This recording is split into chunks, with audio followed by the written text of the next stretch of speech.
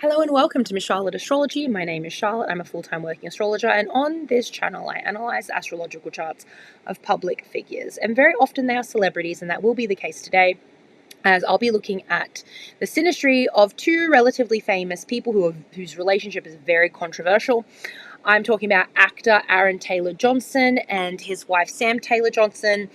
She is a director, and they met when he auditioned for a film she was making, and I think he was on the cusp of turning 18. So I think he was even 17 when they first met, and then they filmed this movie, and then they got together when he was 18, and then I think they got married when he was 19. She was like 40, 41, and yeah, they quickly got together and had a baby. They've actually got two daughters together, so they've been together for about 15 years. But there's just been lots of things said about them over the years. Every time he comes out with a film, that his relationship goes viral, and people always request that I do this synastry. So here we are.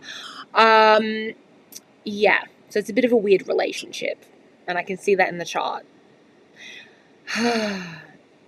Anyway, we'll dive in, but I just want you guys to know that in February I have some openings because people kept wanting readings, and like they kept emailing my assistant, and we're like, we might have to open up February. So we're like, okay, let's open up February, but I'm taking time off from readings in March because that's a retrograde time. And so if you would like a reading, please book for February. And if you don't want to do that, I have 15-minute MP3 recordings, which is a recording of my voice analyzing your charts. I can do transits, synastries, full chart readings. I also have 5-minute recorded readings for really focused readings for really specific areas of your life and your chart that you would like insight into. And I do have YouTube members where you get extra content on there and discounts on readings as well. And so if you'd like to do that'd be great, because it's how you can support me. And if you don't want to do any of that, please like, subscribe, comment, watch this video all the way through, because it helps me get a decent payday from Google. Thank you. Okay, let's look at this relationship. I don't have their rising signs. If I ever get their rising signs, I will amend this and do it again, but we're going to just work with the planets, okay? So Aaron is the inner ring. He's the inner ring with blue planets. So he's a Sun and Mercury in Gemini, a Venus in Taurus, a Mars in Aries, and a Moon in Aquarius. Sam is a Sun and Mercury in Pisces. She has a Venus in Aries and a Mars in Scorpio, and a Moon in Sagittarius. I can already see that she's the clever one, and it's not just because she's older. Like, I'm looking at her placements, and I think she wears the pants. She wears the pants. He has some grounding energy, though. I think he's like a support. He's like a support person for her, it seems. She seems quite wounded. I do know that she was unwell at some point, and then I looked at her chart and I'm like, oh yeah, she was unwell. So, and I think that, even though not all of it, I know that because I did a little bit of research, but I think that plays a big part in their relationship, is that she has been to hell and back. She's had some near-death experiences. She's been sick. And I think having him in her life, I guess, gave her some like renewed youth. I think she leans on him a lot for support. She's very dominant, but she's needy of him at the same time, because he has some he's got earth in his chart, so he is very grounding for her. Let's just have a look at these conjunctions, shall we? So restrictive love, the Aries Venus Mars conjunction. So this is a very powerful conjunction in couples. Taylor has this with Travis. And there's a lot of other couples that have this conjunction, and the reason why it's so powerful is because it's where the heart meets the phallus. He was so young when they got together, so I feel kind of sick saying this. The sexual chemistry, like initially when they got together, was a huge part of their relationship, especially with him being so young. Like, there's in Greek mythology, If you know Greek mythology, you know that Mars, Aries, he can only be tamed by Venus. She's the only god that can meet him where he's at and get him to be submissive. The only one. She knows how to talk to him. She knows how to touch him in a way that can soothe the beast within him. She can feed the beast within him. Having the woman's feminine planet on the man's masculine planet is actually a pretty good synastry. So yes, initially a lot of passion. There's an alignment between her heart, her attraction, her values, and his virile masculine energy and his motivation. So yes, very aligned here. However, the Saturn placement in Aries, I know it's not in a conjunction, but it is playing into all of this cluster, this stellium here. Being with her is restricting. I liken this to him being, a very fertile, virile male, like bull locked in a pen, right? Like a very, this is a wild animal. A Mars in Aries is like a wild animal for breeding that's locked in a pen. Like that's what this is. She keeps him locked in a pen. And I do think with her Lilith also in a conjunction with her Venus, she went after him. It's a masculine Venus. She will chase. And, she has a hunter's heart. And with him being so young, I don't think he minded. I think it was an opportunity. And it was, I think he took it. Especially at 18 years old and an older woman is like showing interest in you. Yeah. I do think she went after him. And even if he was 17, 18, he's going after a woman this age, that's still no excuse, right? Like, I've been a high school teacher. I've had teenage boys pull some shit on me, but it was a no because I'm not attracted to children. So anyway, yeah, it's just weird. It's just weird, but definitely he's a bull locked in a pen. She has Chiron also playing into her Pisces placements. So just, very wounded. And I think she needs to be an artist because she's just seen a lot of shit. I think she's been to hell and back. Sometimes when people go to hell and back and have near-death experiences or experience illness, like very often it can make them a very enlightened person. And I do know that she enjoys meditation and she says she's quite spiritual, which I believe. But I also think she uses these experiences as a way to excuse a broken moral compass. And because as you know, because you guys know how I feel about Pisces placements. They're my fourth house. Pisces is my fourth house. I have a Mercury in Pisces. It's a very scary sign. Pisces are very, very scary people. And I know they're capable of a lot of compassion and love. And I think she is very much capable of that. But there is a lack of boundaries here.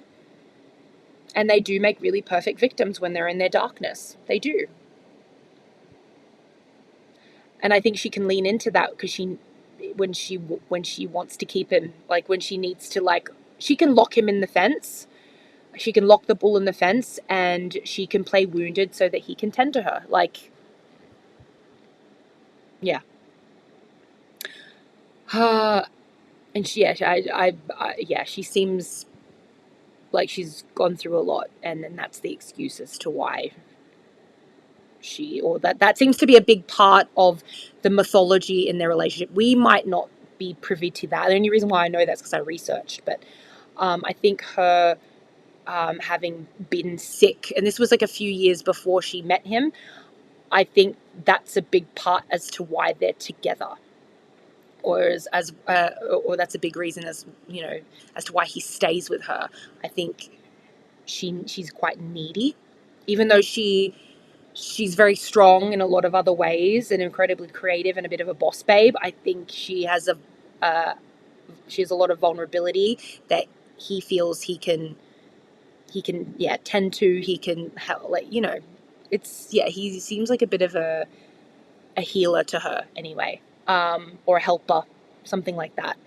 Unconventional home. So one aspect that's quite good is that they both have moons in the signs of like freedom, Aquarius and Sagittarius are signs that are associated with freedom and, being unconventional, non-traditional. There's a hunger to these moons or a dissatisfaction to these moon signs. And because they're in these signs, they're quite well matched in that way.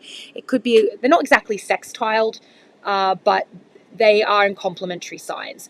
A moon in Sagittarius for her, she's always hungry. She's always searching. She has her moon in a fire sign and her Venus in a fire sign.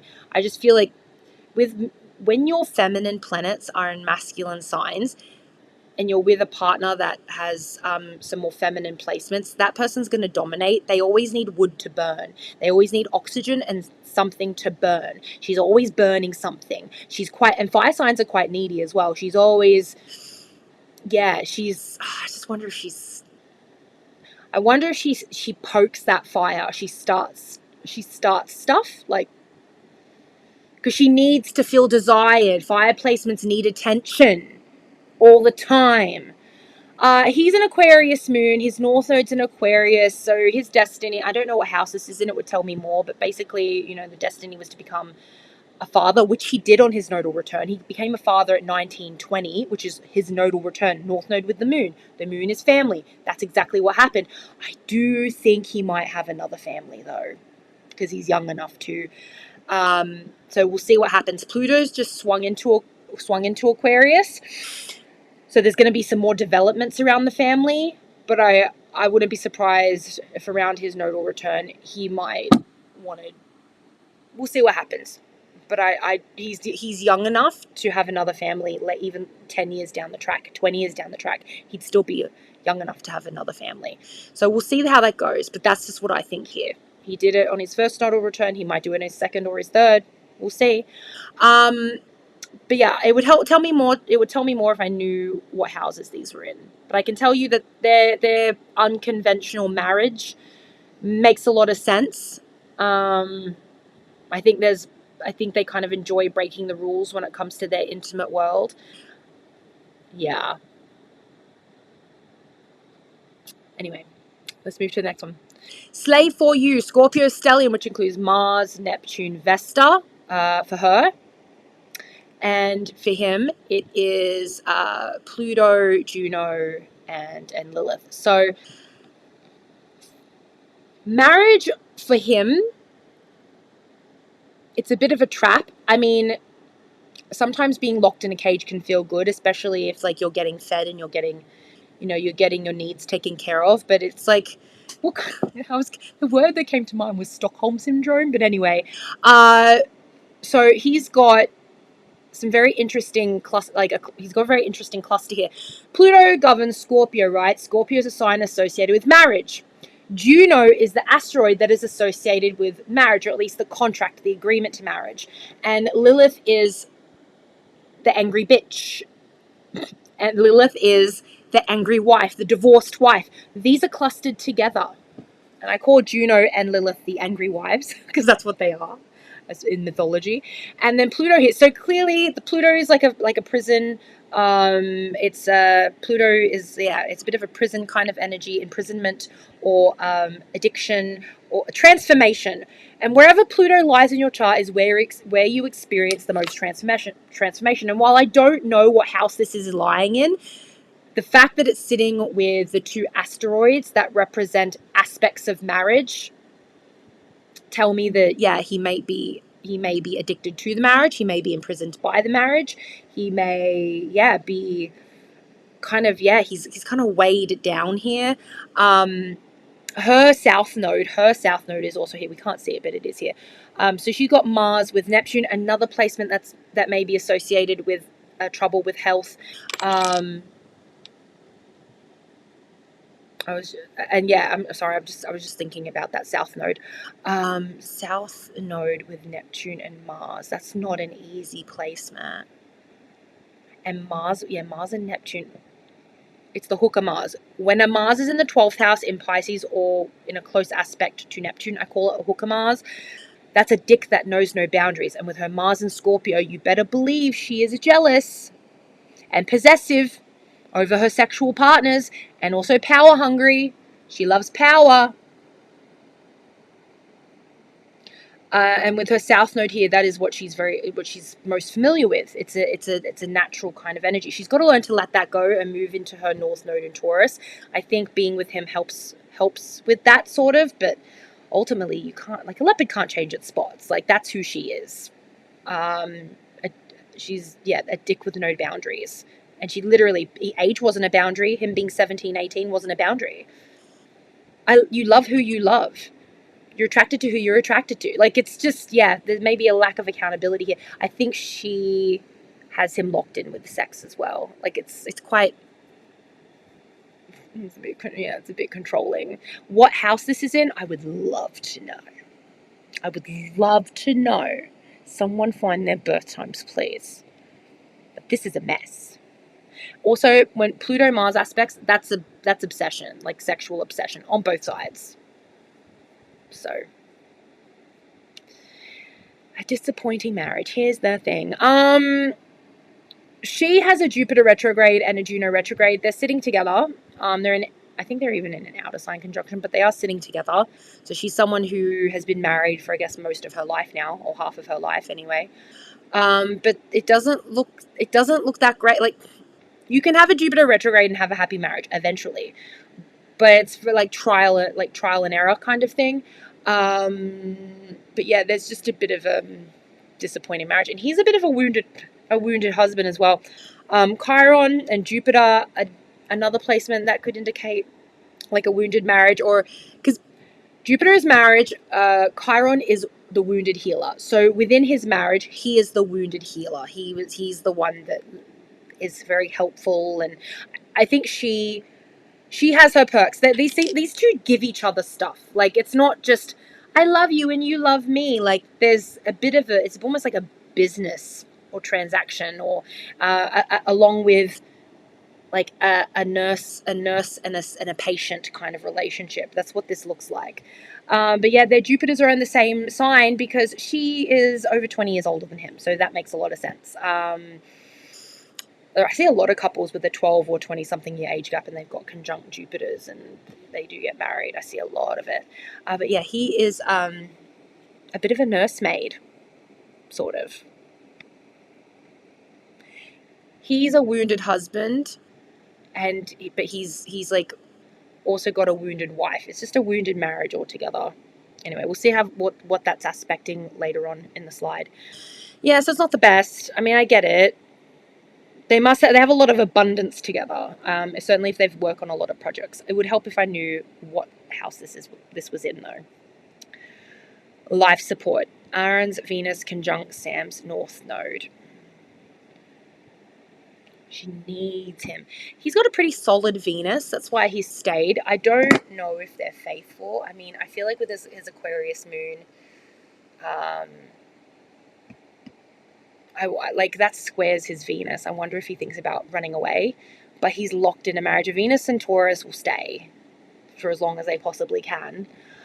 He takes her to a grounded place, a more like a, I don't know what house this is in, but when someone has a placement on your North Node, they help you with your spiritual evolution. That's what he does. He helps her be stable. He helps her with that. And that's why I called this slide life support. Like, that's what he is with this conjunction. He's got a lot of planets clustered around here as well. Like, it's almost like she needs him in order to not just stay stable, but to spiritually evolve. And also Taurus, North Node in Taurus is also money and finances. Like, I wonder if he now has taken over as the breadwinner.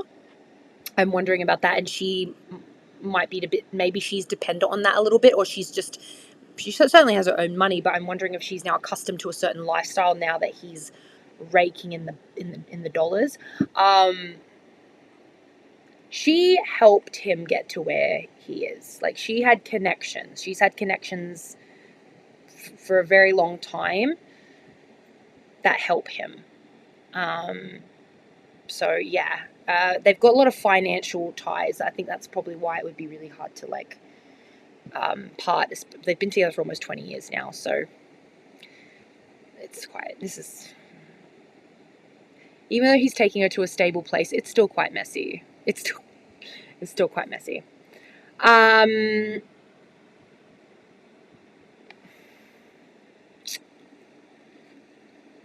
Ah, look at that. Okay, so her Sun and Mercury, they are trined by his Pluto, and the marriage placements in his chart. It's like he props her up. And the Jupiter and Chiron conjunction trine her Sun and Venus. He does kind of take care of her, or like her.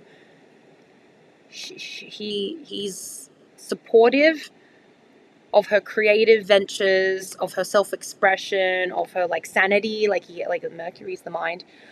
Yeah, he helps with that. That's why they're together. I don't know if they're. I think they must have been happy for a time. I just look at their north nodes. They just squared, like they're going in literally like different directions. And he's got that north node in Aquarius, and Aquarius is associated with fame, of course, and he is famous. Her north node's in like Taurus, which is much more like grounded, behind the scenes. Like they're just going in opposite directions. She's got nothing here. Like I'm wondering if at some point eventually, especially when he hits his nodal return when he's 36, 37, 38, I wonder if he's going to look at his marriage and be like, can I see myself in this situation for another 20 years? So we'll see what happens. Saturn's going to go through their Aries placements. It's a bit of a cord cut when Saturn goes through personal placements. Like there's definitely like an energetic shift. There's a lot of karma and restriction and sometimes trouble, a lot of challenges. When it goes over Venus, that's like relationship troubles. When it goes over Mars, it's like you're having trouble with decision making. You're having trouble, like it's like restrictions on your freedom. So we'll see how this goes.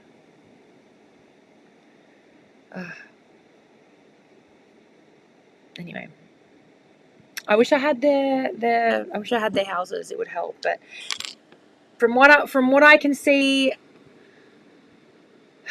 they're just very intertwined. I think he's someone, even if either, I don't know, I feel like he might be the one to cheat. I feel like she might actually too. She's got a pretty. She needs him though, but I see them both kind of like having other things on the side potentially. I wouldn't be surprised with either of them doing that. Anyway, that's my take on it. We'll see what happens. Anyway, you guys, thank you. That's all I have to say for now. If we can get their birth times, that would be great, and then I'll amend the chart and do it again. Okay. See you in the next video. Bye.